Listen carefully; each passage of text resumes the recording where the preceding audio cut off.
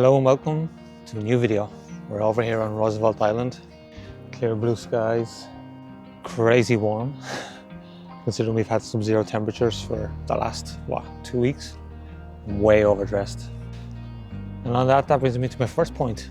Make sure you check the weather before you head out, because it's horrible either being overdressed or worse, underdressed.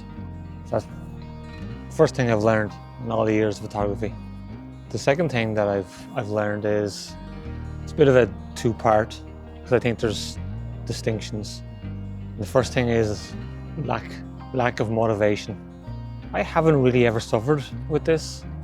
I've pretty much always I always want to be out, making videos and taking photographs. But if you happen to be in that situation, whether that's small town syndrome, bored of the same locations, not getting to travel, whatever the case may be, you need to just try and maybe do some projects for yourself.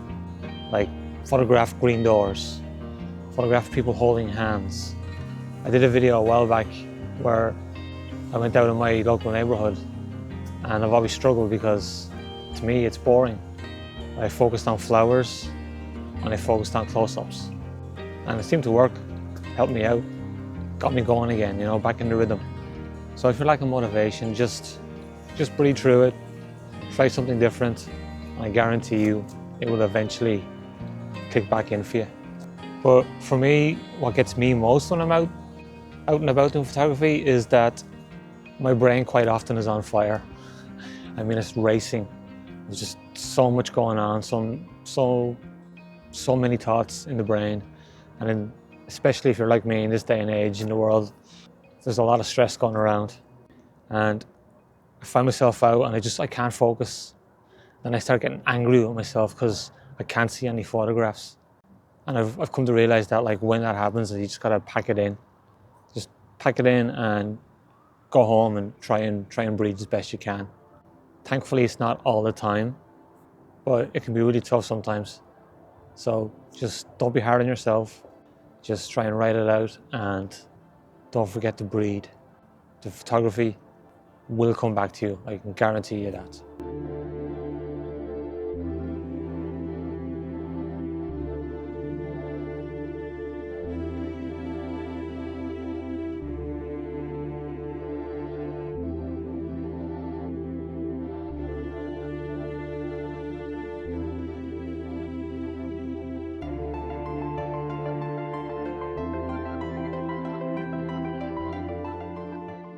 Something else that also gets me a lot of the time, and it's my own fault, is I don't check my camera before I head out. This is so important.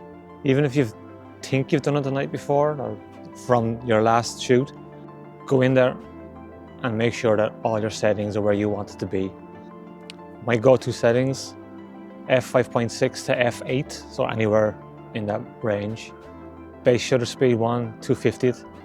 And auto ISO, because the amount of times that I've missed shots or messed them up, like last week, I had changed my crop for some reason, and I was in DX mode crop, and I realized after being out that I had spent probably 2 hours shooting in that mode when I wanted to be in regular 4x3. I was like, brilliant. It's not a disaster, but it definitely reduces the quality of my images.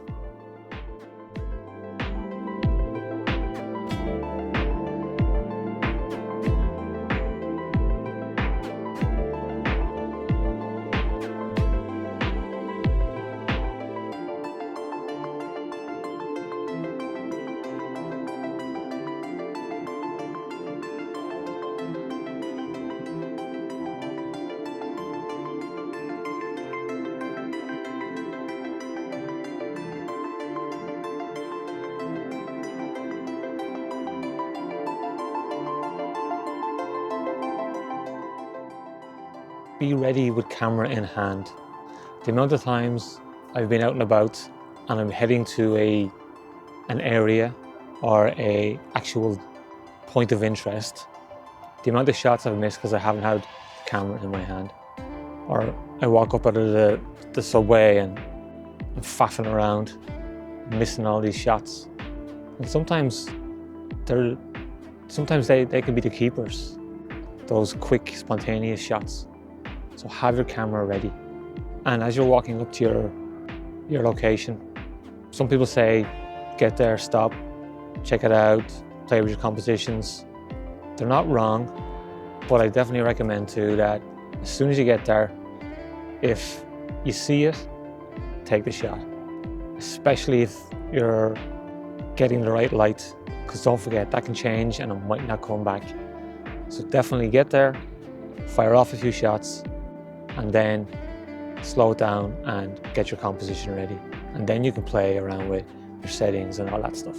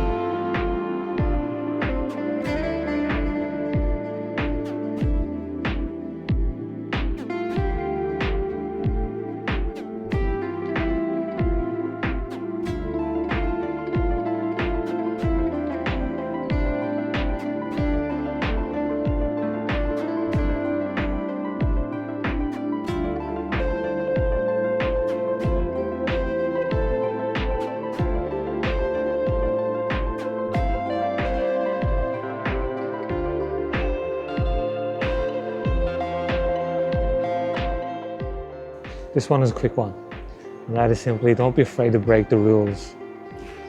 However, in order to break the rules, you need to understand the rules.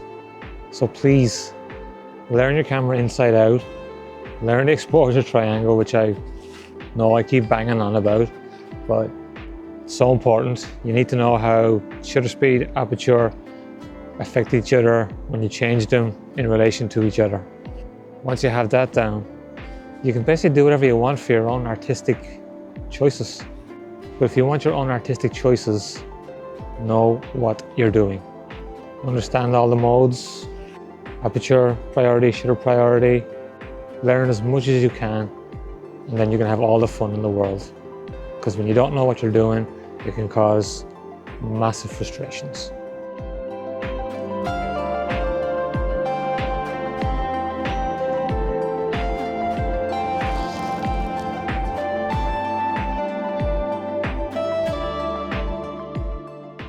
So on my next point, take photographs of whatever it is you see. You'll never regret the photograph that you took, but you will regret the photograph you missed.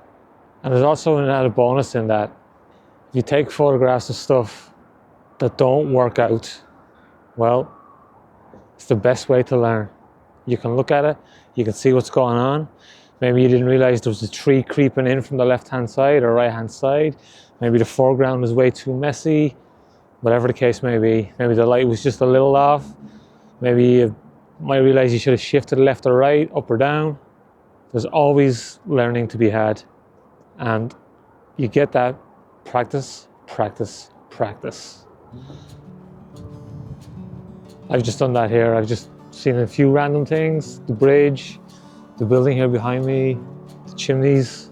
I have no idea if they're any good, but I'll see when I get back home. And that's the best way to learn. It's just to keep doing it, and keep doing it. Practice, practice, practice.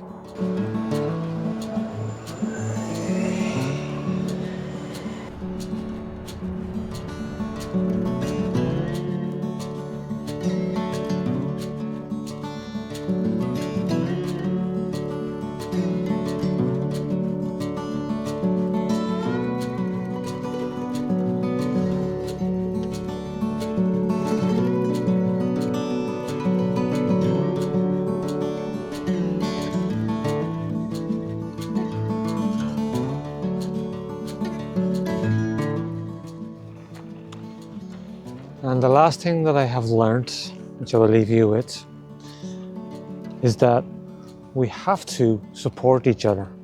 Support each other in photography, support each other in life, and just be nice to people. I hear lots of people talking about community and stuff like that. Personally, I don't see it.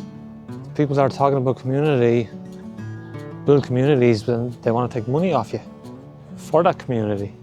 So, like I said, support one another. Build someone up, not tear them down. Because it's a crazy world out there, and we all need help every now and then.